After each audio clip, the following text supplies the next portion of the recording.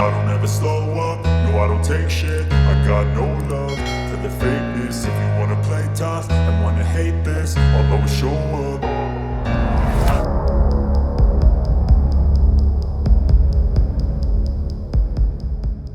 Civilians flee Ukraine's Bakhmut as battle rages for eastern city.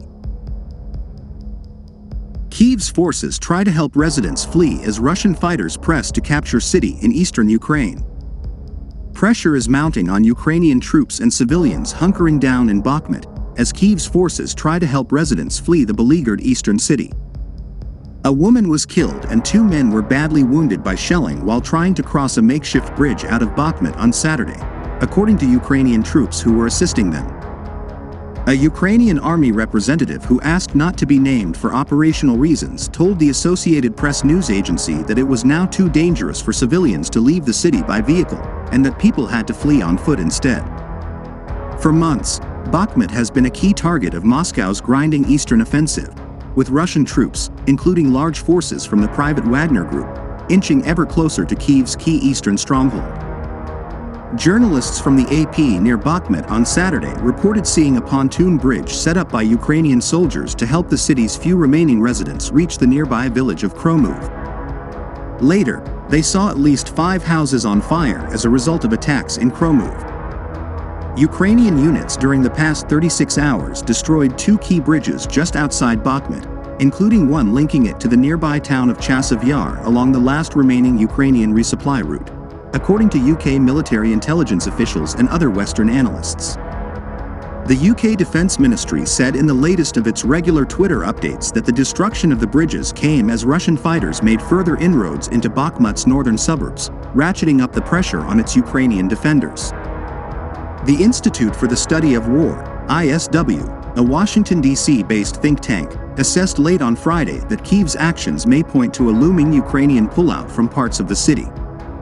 It said Ukrainian troops may conduct a limited and controlled withdrawal from particularly difficult sections of eastern Bakhmut, while seeking to inhibit Russian movement there and limit exit routes to the west. Wagner chief Yevgeny Prigozhin said Friday his fighters had practically encircled Bakhmut. In the latest video, Prigozhin directly called on Zelensky to abandon the town. Capturing Bakhmut would not only give Russian fighters a rare battlefield gain after months of setbacks, but it could rupture Ukraine's supply lines and allow the Kremlin's forces to press towards other Ukrainian strongholds in the eastern Donetsk region. As the fighting raged on, civilians remaining in the area spoke about their daily struggles amid the near-constant enemy fire. Bakhmut resident Hennady Mazepa and his wife Natalia Ishkova both chose to remain in Bakhmut, even as fierce battles reduced much of the city to rubble. Speaking to the AP on Saturday, Ishkova said that they suffered from a lack of food and basic utilities. Humanitarian aid is given to us only once a month. There is no electricity, no water, no gas, she said. I pray to God that all who remain here will survive. Elsewhere, Ukraine's emergency services reported that the death toll from a Russian missile attack on Thursday that hit a 5-story apartment block in southern Ukraine has risen to 10.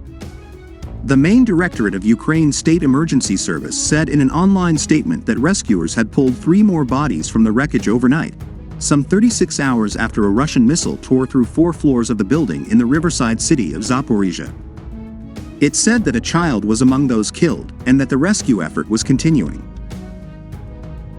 Russian shelling on Saturday also killed 2 residents of frontline communities in the surrounding Zaporizhia region, the local military administration reported in a Telegram post. A 57-year-old woman and 68-year-old man also died in Nikopol, a town further west that neighbors the Zaporizhia nuclear power plant, as Russian forces stationed there fired artillery shells and rockets at Ukrainian-held territory across the Dnieper River, Regional Governor Serhiy Lysyk reported Saturday.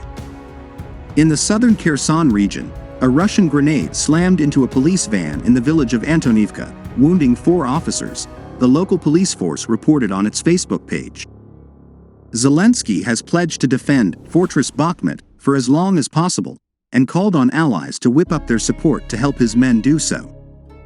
On Saturday, the President of the European Parliament, Roberta Metsola, visited Ukraine, where she called for the country to be allowed to begin its EU membership negotiations this year. U.S. President Joe Biden on Friday hosted German Chancellor Olaf Scholz for his first visit since the offensive, in a display of partnership after friction over supplying tanks to Ukraine.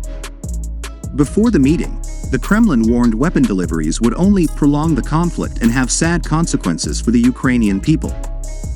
The U.S. responded to Moscow's warning against further arming Ukraine by offering another $400 million in security assistance.